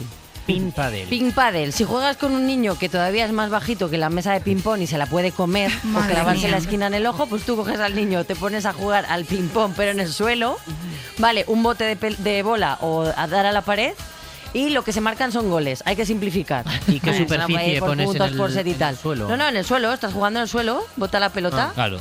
En cemento. Fácil, Menudo cemento, lío. ping A paddle. mí me gusta. Bueno. Oye, lo mismo me forro, lo se También hace hay una popular en alternativa, que Estados bajes a la Unidos. librería y le compres un libro al niño. Todavía no Y sabe ojo con leer. la librería. Eso está más difícil que lo de Tere. Ojo con la librería, ¿eh? Pues nada. hacemos ¿Alguien una. más tiene un deporte así? Pues yo Sí. acabo de descubrir a un juego de cartas, la polilla tramposa. Buenísimo. Que en verano con mis Buenísimo. sobrinos La siempre suelo polilla jugar. es una maravilla, yo lo tengo en tramposa. casa también. Sí, es un juego de cartas donde ¿Es de beber? básicamente... No. Ay, Brian, por favor. Pero se puede beber mientras Es si de quieres. los de 0 a Pero es 99. con, baraja, ¿es con baraja española? No, es una baraja especial donde hay una polilla, una cucaracha y figuras, ¿no? Pero, Entonces, en verdad, básicamente... Mira, Sí, Pedro se lo sabe sí, mejor. Pero Es que a mí me llegado- gustan mucho los juegos de mesa. Claro, o sea, ¿eh? llegado el caso, o sea, es que una baraja especial, pero llegado el caso, con cualquier baraja Sí, se podría hacer. se puede No, hacer. pero porque me compro la otra. ¿Cómo se llama? La polilla La polilla tramposa. tramposa. Un día, yo he dicho de traerle un día y jugar todos. el problema es que despierta muchos piques. Sí. Es muy gracioso, es un juego Como súper si no divertido, hubiera ya. El juego pero básicamente suele desembocar en discusiones, piques. Pero bueno, como Todos el los 1 de cartas. el 1 Como casi también, todos los juegos de cartas, el en 1 verdad. también te este- picas mucho. pero este Sí. más, Y el porque es un mus, juego, si te pones. es un juego en el que gana, digamos, el que más trampas hace.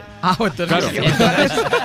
Entonces la cosa es quitarte cartas sin que los demás se den cuenta, las puedes tirar al suelo, las puedes esconder y te tienes que quedar sin cartas pero bueno, con algunas variantes evidentemente, pero simplificado es eso. Entonces despierta muchos piques porque gana el que más trampas hace, al que no le pillan, hay uno que se encarga de pillar, entonces... La pues, polilla tramposa. No te puedes chivar en teoría, Eso pero luego es. siempre O sea, habiendo... si tú ves que uno hace una trampa Claro. y que no te Tú, afecta a ti sí. directamente, no puedes No, decirlo. no, solo puede, digamos, denunciar que ha hecho la trampa una persona que está de cazadora. Eso es. Pero claro, yo he visto, por ejemplo, avisar personas con patadas por debajo de la mesa a la cazadora y con el codo Madre señalando. O sea, mía. yo eso lo he llegado a ver y lo he llegado a hacer, también lo reconozco. Y van a acabar las espinillas buenas. Pero Sí, ¿cuántos sí. jugadores? Hacen falta muchos jugadores.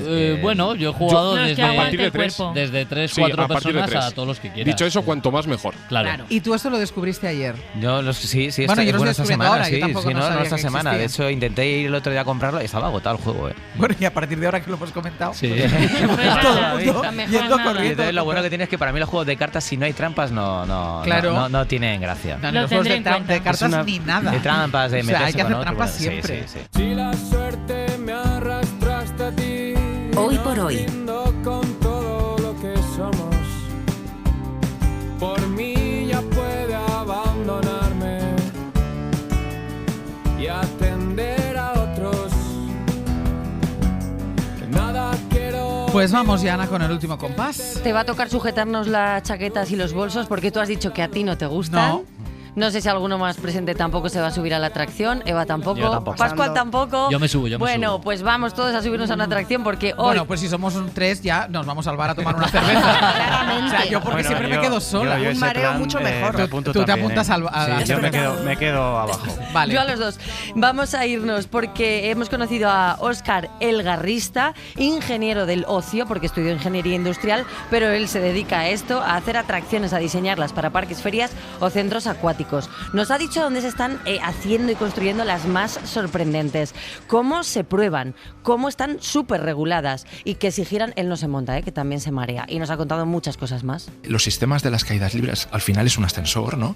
Y que cuando estás arriba te sueltan, ¿no? Sí. Entonces, claro, ¿cuál es la cosa que todos nos viene a la cabeza? ¿Cómo frenas, no? Pues fijaros que el tipo de frenos que se utiliza, que son unos frenos magnéticos, que funcionan siempre, es decir, haya electricidad o no, por lo tanto es un sistema ultra seguro, esa tecnología precisamente viene de otras industrias. Sí. Es decir, al final nosotros adaptamos las mejoras que los demás han ido aplicando y decimos, ostras, yo esto lo podría aplicar a esta otra aplicación que la nuestra es pues muy divertida, ¿no? Que lo que da más trabajo y es un reto precisamente son las atracciones infantiles. Llegar a ajustar, de dar una sensación física sin llegar a unos límites que no están escritos, que son las sensaciones de los niños, yo creo que eso es una de las cosas más curiosas que hay.